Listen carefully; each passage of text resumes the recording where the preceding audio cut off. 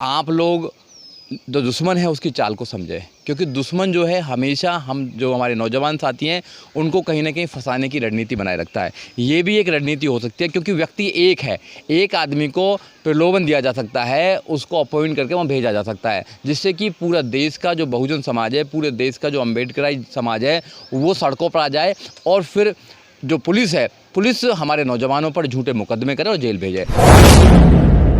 देश में जो गुलामी थी, 3,000 साल की गुलामी थी, जो हज़ारों सालों की गुलामी थी, उसको अगर काटने का काम किया तो बाबा साहब डॉक्टर अम्बेडकर की विचारधारा ने किया। जब बाबा साहब के स्टैचू से वो इतने डरते हैं तो बाबा साहब की विचारधारा से कितने डरते होंगे।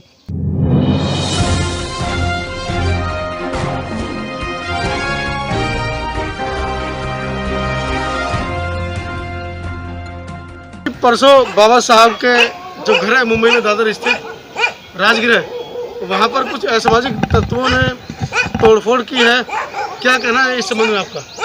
देखिए, ये जो घटना हुई है बहुत निंदनीय घटना है और इस घटना की जांच मुंबई पुलिस कर रही है। और मुंबई पुलिस को जैसे पता लगा है, जैसे सीसीटीवी से भी देखा गया कि एक ही व्यक्ति था जो अंदर घुसा और वो गेट बाकायदा गेट खोला, गेट खोलकर वो अंदर घुसा है, उसने तोड़फोड़ की है, तोड़फोड़ करके फिर निकला है, फिर गेट बंद किया है। तो इसका ये जाहिर होती है कि कोई ना कोई ऐसा व्यक्ति है जो पहले से ही उस जगह को जानता था और पहले से ही वहाँ पे आना जाना उसका था।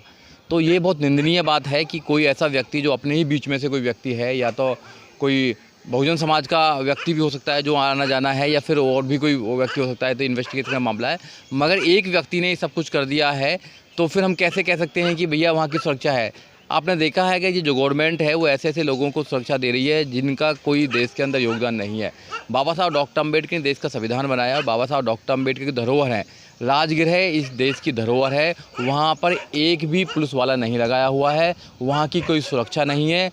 वो जब एक आदमी इतना नुकसान कर सकता है तो 10-20 आदमी आकर तो वहाँ बहुत कुछ नुकसान कर सकते हैं। जबकि वो जो रोड है वो बहुत ही ज़्यादा क्राउडेड रोड है, वहाँ पर बहुत भीड़ रहती है, बहुत सब कुछ रहता है, मगर वहाँ पर सुरक्षा के नाम से कुछ भी आदमी, एक भी आदमी नहीं।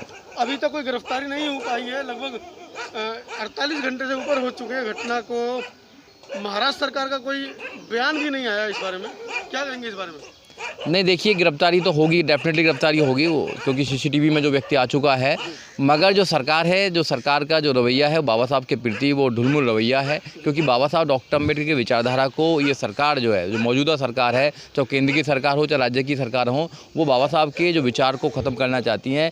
आखिर बाबा साहब डॉक्टर अम्बेडकर की जितनी भी धरोहर है उन पर क्यों हमला होता है? आपने देखा कि 2018 के अंदर बाबा साहब डॉक्टर अम्बेडकर के संविधान को दिल्ली के अंदर जला दिया जाता है, और आए दिन आप घटनाएं सुनते हैं कि देश के अंदर बाबा साहब डॉक्टर अम्बेडकर के स्टैचू को तोड़ा जाता है, और अब बाबा साहब डॉक्टर अम्बेडकर का जो घर था राजगृह, उसको भी ध्वस्त करने का काम किया गया है। ये क्यों किया गया है? क्योंकि दिन प्रतिदिन बाबा साहब डॉक्टर अम्बेडकर के अनुयायी बाबा साहब डॉक्टर अम्बेडकर की विचारधारा को घर घर में पहुंचाने का काम कर रहे हैं, और रात दिन वो लगे हुए हैं और विचारधारा बढ़ रही है। जब जब इस देश के अंदर विचारधारा बढ़ती है बाबा साहब डॉक्टर अम्बेडकर की, तो जो मनुवादी सोच के लोग हैं उनके पेट में दर्द होता है, और जब उनको बुरा लगता है तो वो कहीं ना कहीं ऐसी घटनाओं को अंजाम देते हैं।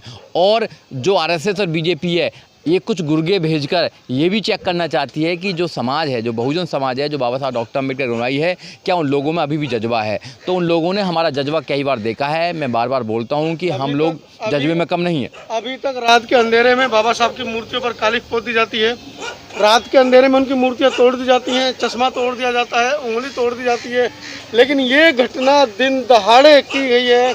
सरकार की नाक के नीचे दादर जैसा एक जगह है जहां बाबा साहब का विश्व प्रसिद्ध राजगृह है, वहां पर इस घटना का होना, इसको आप किस तरीके से देखते हैं? देखिए, तो नीली क्रांति के माध्यम से आप क्या संदेश देना चाहते हैं? देखिए मनोज जी, नीली क्रांति के माध्यम से मैं एक ही संदेश देना चाहता हूँ कि जो घटनाएं हैं, ये घटना, ये एक विचारधारा जो देश में पनप रही है, ये उसकी मानसिकता की घटना है। क्योंकि बाबा साहब डॉक्टर अम्बेडकर के विचार से लोग डरते हैं, क्योंकि बाबा साहब डॉक्टर अम्बेडकर के जो विचार था, उन्होंने जो मनुवादी एक सोच थी, जो एक षड्यंत्र था, उसको काटने का काम किया है। और जैसे जैसे इस देश के अंदर बाबा साहब डॉक्टर अम्बेडकर की विचारधारा बढ़ती रहेगी, वैसे वैसे जो सोच है, मनुवादी सोच, वो ख़त्म होती रहेगी। इसलिए जो मनुवादी लोग हैं, जो आरएसएस के लोग हैं, जो और भी लोग हैं, वो नहीं चाहते कि इस देश के अंदर बाबा साहब डॉक्टर अम्बेडकर की विचारधारा आगे बढ़े। इसलिए वो बाबा साहब की स्टैचू को तोड़ने का काम करते हैं, उनके स्टैचू को ध्वस्त करने का काम करते हैं, उनके घर को वो तहस-नहस करने का काम करते हैं, बाबा साहब के संविधान को जलाने का काम करते हैं। इट मीन्स कि वो बाबा साहब की विचारधारा को इस देश से ख़त्म करना चाहते हैं। और मैं उनको बताना चाहता हूँ नीली क्रांति के माध्यम से कि लाखों लोग हम तैयार कर रहे हैं,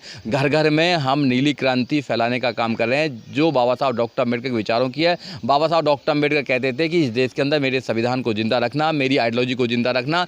तो उनके अनुयायी, उनके फॉलोवर इस देश के अंदर जिंदा हैं, लाखों करोड़ों लोगों को तैयार कर रहे हैं, जो बाबा साहब का जो आइडियोलॉजी था उसको, बाबा साहब फूले साहू अम्बेडकर जी की जो आइडियोलॉजी है उसको पूरे देश के अंदर ले जाना चाहते हैं और घर घर में पहुंचाना चाहते हैं। जब इस देश के अंदर समता, मैत्रिक, भाईचारे का इसमें देश बनेगा, समाज बनेगा, न्याय होगा, भाईचारा होगा, सब कुछ होगा। वो नहीं चाहते। सुजीत, आपको बहुजन समाज का युवा बड़ा पसंद करता है, आपको की वीडियोज़ बड़ी सराही जाती हैं, देखी जाती हैं सोशल मीडिया पर। कहीं ना कहीं बहुजन समाज के जो युवा हैं वो आपको फॉलो करते हैं। ऐसे समय में बहुजन समाज के युवाओं से आप क्या अपील करना चाहेंगे?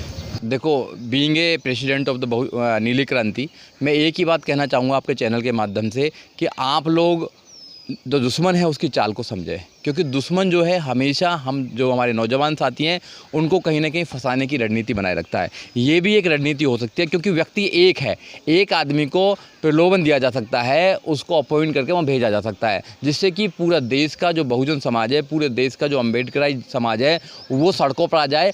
और फिर जो पुलिस हमारे नौजवानों पर झूठे मुकदमे करे और जेल भेजे। तो मैं अपने नौजवानों से कहना चाहता हूं कि आप बाबा साहब को पढ़ें, उनकी आइडियोलॉजी पर चलें, अपने घर में आइडियोलॉजी बाबा साहब डॉक्टर अम्बेडकर स्थापित करें, देश में स्थापित करें, समाज में स्थापित करें।